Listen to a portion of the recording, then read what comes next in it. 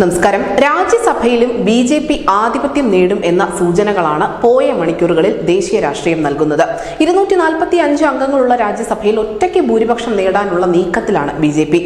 താൽപര്യമുള്ള ബില്ലുകൾ ഏകപക്ഷീയമായി പാസാക്കുന്നതിനായി രാജ്യസഭയിലും ബി.ജെ.പി. മൃഗീയ ഭൂരിപക്ഷത്തിന് ശ്രമിക്കുന്ന ഘട്ടമാണിത്.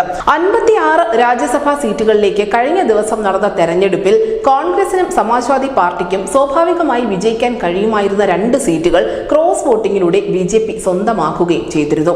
ഇപ്പോൾ 15 സംസ്ഥാനങ്ങളിലെ 56 സീറ്റുകളിലേക്ക് നടന്ന രാജ്യസഭാ തെരഞ്ഞെടുപ്പിൽ കോൺഗ്രസ് ഭരിക്കുന്ന കർണാടകയിലും ഹിമാചൽ പ്രദേശിലും ബി.ജെ.പി. മത്സരം ശക്തമാക്കിയിരുന്നു. നിയമസഭയിലെ കക്ഷിനില വെച്ച് കർണാടകയിൽ കോൺഗ്രസിന് 3 രാജ്യസഭാ അംഗങ്ങളെയും ബി.ജെ.പി. ജെ.ഡി.എസ് സഖ്യത്തിന് 1 രാജ്യസഭാ അംഗത്തെയും വിജയിപ്പിക്കാൻ കഴിയുമായിരുന്നു. എന്നാൽ 5ാമതൊരു സ്ഥാനാർത്ഥിയെ നിർത്തി കർണാടകത്തിൽ നിന്ന് 1 സീറ്റ് കൂടുതൽ നേടാനുള്ള ശ്രമം ബി.ജെ.പി. നടത്തി. എം.എൽ.എമാരെ സുരക്ഷിത സ്ഥലങ്ങളിലേക്ക് മാറ്റി ക്രോസ് വോട്ടിങ്ങിനുള്ള ശ്രമം കർണാടകയിൽ കോൺഗ്രസിന് ചെറുക്കാൻ സാധിച്ചു. പക്ഷേ ഹിമാചലിൽ ഒഴിവുണ്ടായിരുന്ന ഏക രാജ്യസഭാ സീറ്റിലേക്ക് കോൺഗ്രസ് നേതാവ് മനു അഭിഷേക് സിംഗ്വിക്കെതിരെ സ്ഥാനാർത്ഥിയെ നിർത്തി വിജയിപ്പിക്കാൻ ബി.ജെ.പിക്ക് സാധിച്ചു. കോൺഗ്രസിന്റെ 6 എം.എൽ.എമാരെ ഒപ്പം നിർത്തി ക്രോസ് വോട്ട് ചെയ്യിച്ചാണ് ബി.ജെ.പി. ആധിപത്യം നേടിയത്. കോൺഗ്രസിന്റെ ദേശീയ തലത്തിലെ ഏറ്റവും മുതിർന്ന നേതാക്കളിൽ ഒരാളായ മനു അഭിഷേക് സിംഗ്വിയുടെ ഉറപ്പായ വിജയമാണ് ഇതിലൂടെ ബി.ജെ.പി. അട്ടിമറിച്ചത്.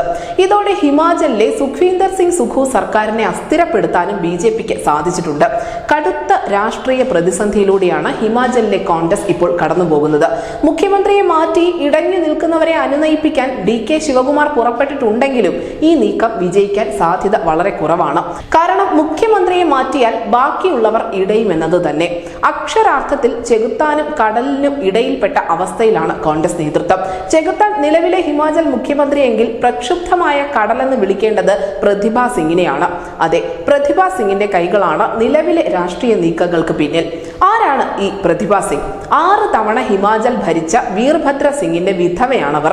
ഹിമാചൽ പ്രദേശിലെ മാണ്ഡി മണ്ഡലത്തെ പ്രതിനിധീകരിക്കുന്നുണ്ട്. വീർഭദ്ര സിംഗിന്റെ 2ാം ഭാര്യയാണെങ്കിലും രാഷ്ട്രീയത്തിൽ അവരുടെ ഇരിപ്പിടം പിന്നിലല്ല. വീർഭദ്ര സിംഗിനോട് ഉണ്ടായിരുന്ന സ്നേഹം ഹിമാചൽ പ്രതിഭാ സിംഗിനും നൽകുന്നുണ്ട്.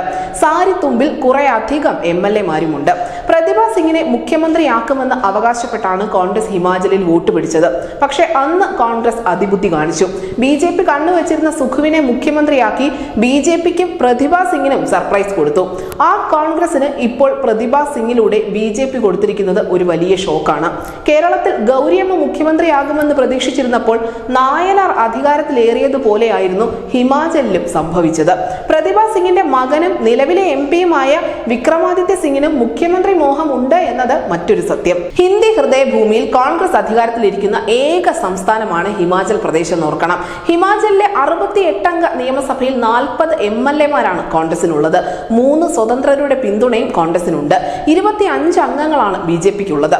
എന്തായാലും മണിക്കൂറുകൾക്കുള്ളിൽ ഈ നില കീഴ്മേൽ മറിയും. ഹിമാചലിന്റെ ഭാവി കോൺഗ്രസിന്റെ കൂടി ഭാവിയാണ്. കണ്ടറിയാം പ്രതിഭാ സിംഗിന്റെ പക തണുക്കുമോ എന്നും ബി.ജെ.പിയുടെ നീക്കം വിജയിക്കുമോ എന്നും.